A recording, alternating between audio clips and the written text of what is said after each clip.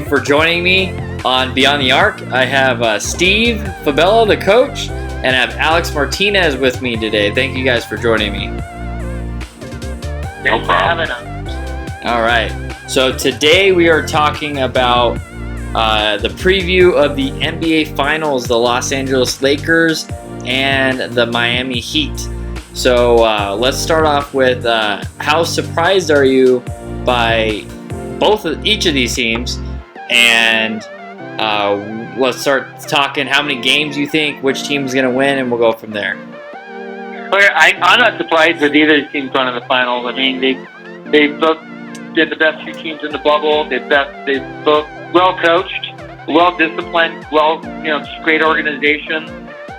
What you saw with the Clippers was as much as they want to say they're a good organization. Obviously there's things internally that met their demise.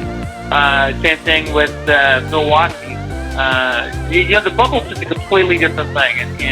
And that being said, you've noticed the young team does thrive in here because it's almost like an AAU tournament. Right. When you're in a bubble for 3 to 4 months, you miss your kids, you miss your wife, you miss your routine. So I think that's hurt some of these teams, but it hasn't hurt Miami, and it hasn't hurt the Lakers. They only have one goal in mind, that's to win the championship. So that's my take on that. All right. Well, if you would have told me in the beginning of the season that the Lakers and the Miami Heat would have been in the finals, I would have been half surprised because I was expecting the Lakers or the Clippers to make it.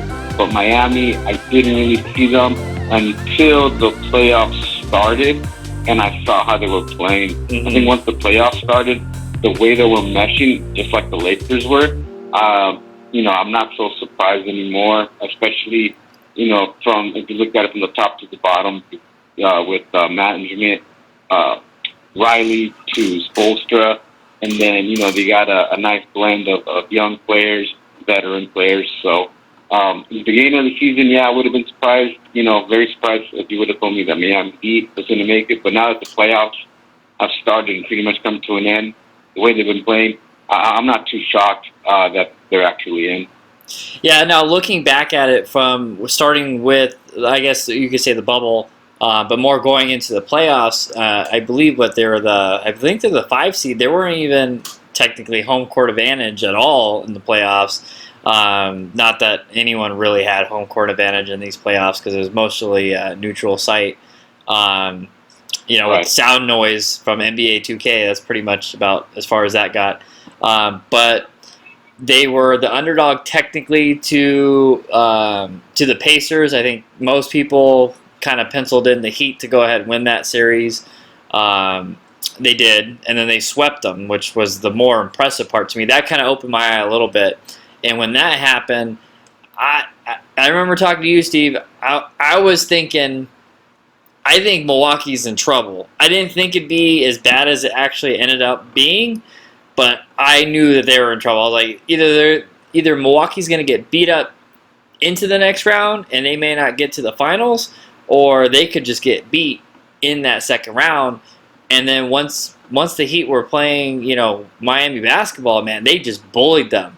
And that blew up to me once they start playing either Toronto or Boston. I was like, Boston, I think, had a better shot at taking out Miami, but I was like, I think most likely at that point, that's when I started really believing in Miami. So I think I was less surprised that they beat the Celtics than Milwaukee, just the way that they actually beat Milwaukee, because they just took them out. I mean, it was just like they just took them out. So I was more surprised about that than anything else. Less surprised about the Celtics. I didn't think the Celtics were going to be able. I was hoping so because I thought that'd be a better story. Obviously, I'm a Lakers fan. We're all Lakers fans. And I was hoping that it would be.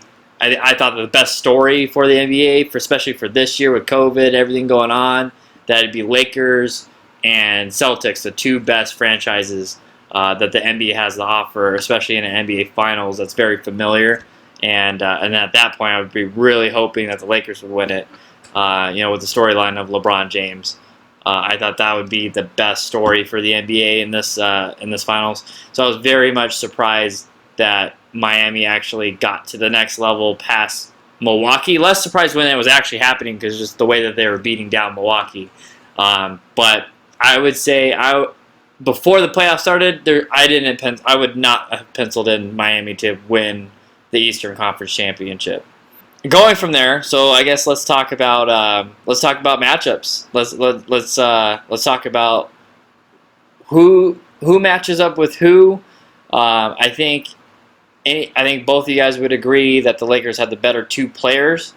But then when you go to the discussion when you're talking about a list, because you can't just say who has the best two players and then from there. But if you had a list from the top 10 players in this NBA Finals, you start off with LeBron James, Anthony Davis, and then I think after that point you have a lot of Miami Heat. And then towards the bottom, then you start going like a couple of Lakers here and there. But I mean, I think Miami they have a lot better role players. They know what they're supposed to do. They all know their roles, and they really play team basketball. What do you guys think about the chances of Miami actually upsetting the Lakers? Because the odds came out. I don't know exact odds, but I know the odds came out, and the Lakers are heavy favorites in this NBA Finals. Well, here's the thing. I think it's so funny. I mean, as a coach, I think they're going to give the Lakers fits. But as a fan, I'm thinking this could be a 5-game series because they're so talented, like you say, 1 through 2. After that, yeah, the Miami Heat might have the next 8 players. When you think about it, I think the big matchup is going to be Bam taking Anthony Davis. If that's who the matchup's going to be against, if that's who's going to defend Anthony Davis. That's kind of crazy that we'd be talking that, so that's going to be the biggest matchup in the series. But then, the role players for the Lakers is going to be how Dwight Howard plays. Who's going to take him if he starts tomorrow night? That's what I'm in. I think he's key. Who can take? I think Dwight is going to be one of the biggest keys to this NBA Finals. Yeah, I agree. Other than Anthony Davis and LeBron, because if those guys don't show up, we don't win. He's a big role player. Absolutely. But from a matchup standpoint, who's going to match up with their shooters? I mean, Duncan Robinson has just blown me away this year. I saw him early when the Lakers played Miami, and then watched a couple other games. And the kid could shoot. Now, what I'm curious about, and we talked about earlier about with the bubble, how it doesn't really affect the young kids. They're playing in an environment where it's an AAU. They're not playing in these big gyms. They're not playing in these big arenas. So they have. It's not like they're shooting in a big arena. So the percentage has gone up. I mean, even LeBron James and the Lakers and Rondo shooting a better percentage because it's almost like shooting in a high school or college gym as opposed to a regular NBA, a stadium because it throws you off. The depth perception throws you off. So, but the play's been phenomenal. The way these guys have been playing. So I'm really looking forward to it. I'm looking forward to how Miami defends LeBron, who's going to take. They got 3 dogs. They're going to take LeBron. Jimmy Butler, Jerry Crowder, and Iggy. Yeah, Iggy. Not so many teams can do that. Where they get those 3 bodies at LeBron and slow him down. That's my main concern. Another key is Bam Adebayo. If he gets in foul trouble, which I think he will, taking Anthony Davis, that for the Lakers is a real good thing because I don't think Kelly Olynyk could take any of those guys. No, he's just not that athletic. Yeah. So if they could get into their bench, talking about at their 5, if Bam's on the bench with foul trouble or just out of the game, that's huge for the Lakers. Yeah, I totally agree with you, Steve. I even told Kevin this, I think it was like earlier in the week, that I think that LeBron is going to have some trouble in this. And I say 5 games, they'll take it. But if you look at the way that the Miami Heat, it's almost like they knew they were going to go up against the Lakers and LeBron because, like you said, they have Iggy, they have Butler, and they have all these big guards that can basically give him fits. I don't think they can stop him, but they're going to give him fits, and I think, right, and they're going to make him work for everything. Obviously, if LeBron's off in his shot, which will make it even that much harder for him, he's going to have to go to the hole. And, these are good defenders. Butler, he's one of those pit bulls. Iggy's another, maybe not a pit bull, but he has those long arms where, he's going to use his athleticism. Good defender. Exactly. And then the key, and I mean, I always go back to coaches because of the fact that, I always like the way that they think, the X's and O's.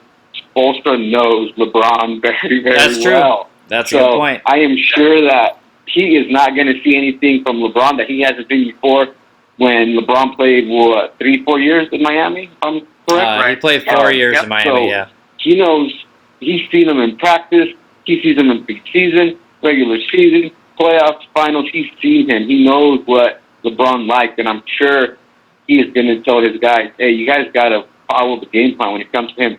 AD, I think, is going to have a real big series, and it's because of him that we're going to win it.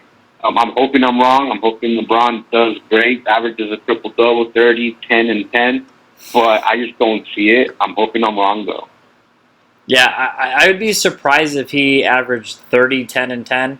I wouldn't be surprised about the 10 and 10 part, but I would probably go with, honestly, the way I think the series will go would be LeBron James is probably 23, 24 points a game, roughly 10 and 10, maybe a little bit higher on the assist part.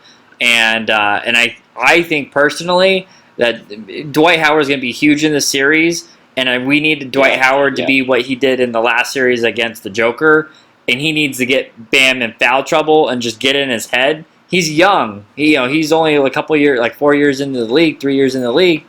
Dwight needs to get into his head, and he needs to get him in foul trouble. And between Dwight and Anthony Davis, I think it's going to be hard for Bam to really overpower that. And if they start Dwight and Anthony Davis, who's guarding Dwight? Who's guarding Anthony Davis? Dwight's way too strong. He's going to do the same thing he was doing against Denver, getting like 7 offensive rebounds, or he had a whole bunch of offensive rebounds, whole bunch of rebounds in general, and he wasn't really scoring other than second chance points. I'm looking forward to that as soon as the tip off.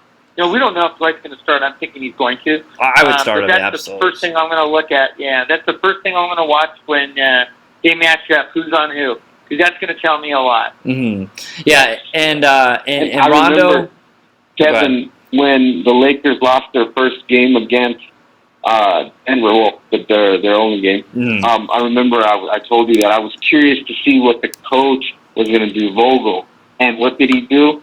He started Dwight Howard. Yeah. And it turned out perfect because he really made the Joker frustrated, And it's just the way that Dwight plays. That's his personality, That's what he does. Yep.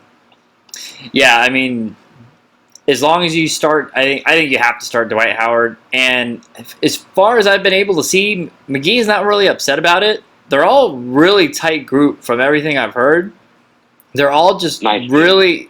I don't know if they're nice people, but they could be. But they're all friendly. It's like a family. It really is. They don't really care, especially the two centers, because when they were playing Houston, both of them were sitting, and they were both perfectly fine with it. And I was watching an interview of Dwight Howard today, and he was just like, whatever it takes for our team to win, if it's me on the bench and just cheering on the team and telling everyone what's happening defensively, he goes, I'm all for it. I'm here for this team to win a championship. And that's all I needed to hear, because the Dwight today is way different from the Dwight in the past. Though, NBA has changed so much with how ball movement, and it's not really center operated anymore. It's all point guard or whoever's handling the ball. But I think that will be really important, because if we can get Bam out of the game, that helps LeBron tremendously, because then there goes the shot blocking. All the shot blocking's gone. And then Dwight can just go to the basket. LeBron can just go to the basket, and drive. And no one can stop LeBron James when he's just bullying his way down. He's just way too strong for any guard. And you guys were talking about Jimmy Butler and Iggy. Well, Iggy, when he won his Finals MVP, the biggest thing was, he was slowing down LeBron. Well, LeBron was averaging 30 plus 30. I think it was like 34 points and like 8, 9, 10 rebounds and like 10 assists. But So you're slowing them down for 30-something points? I'm like, I mean, you won. Given on that team, I think that was the year that Kyrie got hurt and Love was out of the series too. So, I mean, he kind of had to do everything or just about everything. He was scoring like a third of the whole team points. But, you know, that's the best you can do. I mean, that was pretty harsh. I'm not saying he's a bad defender. He is a very good defender. But I don't think there's really anyone that could stop LeBron. I think anyone in the history, I don't think anyone could stop LeBron. I think there's only one person that could stop LeBron, and it's the same thing with the Lakers. The only one that could stop LeBron is LeBron, and the only one that can stop the Lakers from winning this year's championship will be the Lakers. I think if they're not making their shots, if they get lazy on the defensive end, you know, if LeBron's settling for threes and not making them, like there's nights when LeBron James is just hitting every shot. And so when he shoots an almost half-court shot, it is what it is. It's a heat check. And he'll do that all game long. If he's hot, he's hot. That's fine. But if he's not, like, he needs to be smart enough, and he should be. He's a very smart player, probably one of the smartest players of all time. If he's not making the shot, he needs to go to the basket. But Anthony Davis will be big. Everyone knows it's LeBron James and Anthony Davis. If they don't come and play basketball the way they need to, they're not going to win the series. But everyone suspects that they will. So it'll be. I think Rondo will be super huge, but I think Dwight will probably be the third player that they really need to step up, mostly for rebounding defensively, but most importantly, I think, to get Bam into foul trouble. Thank you for watching part 1 of NBA Finals Preview 2020. Los Angeles Lakers versus the Miami Heat. Stay tuned to watch part 2.